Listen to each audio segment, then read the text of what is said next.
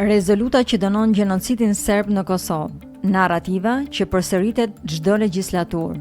Në një kohë kur politika shqiptare ndes debat për Kosovën, një pretendim i vazhdueshëm qarkullon se Kuvendi i Shqipërisë ka miratuar një rezolutë që dënon gjenocidin serb. Por, a është kjo e vërtetë? Nuk është hera e parë që kërkesa për një rezolutë për dënimin e gjenocidit serb paraqitet në Kuvend. Në fakt, është një model që përsëritet çdo legjislaturë. Pse ndodh kjo? Këto iniciativa ndodhin zakonisht në momente tensioni politik. Rezolutat nuk kalojnë, por përdoren për pozicionim politik.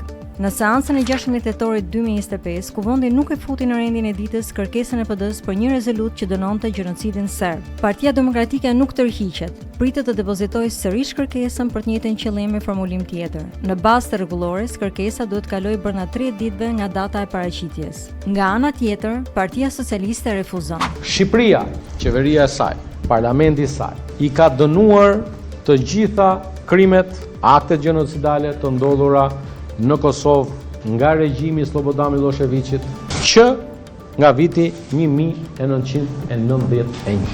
Pretendimi: Kuvendi ka miratuar rezolutë për gjenocidin serb. Po çfarë thon dokumentet e Kuvendit për Kosovën? A është i përfshirë termi gjenocid? Partia Socialiste referon në rezolutat e viteve 1998-1999, por ato nuk përmbajnë klasifikim juridik të qartë si gjenocid. Dënon dhunën, por nuk përmend gjenocid. Përshkruan masakra, por pa klasifikim juridik. Dënon spastrimin etnik, kërkon hetime, por nuk e cilëson si gjenocid serb. Qysh prej vitit 1998, Kuvendi ka përdorur rezoluta dhe deklaratat si dy nga format kryesore për të shprehur qëndrimet zyrtare ndaj çështjes së Kosovës. Por, sa herë është artikuluar termi gjenocid dhe si është reflektuar në aktet parlamentare?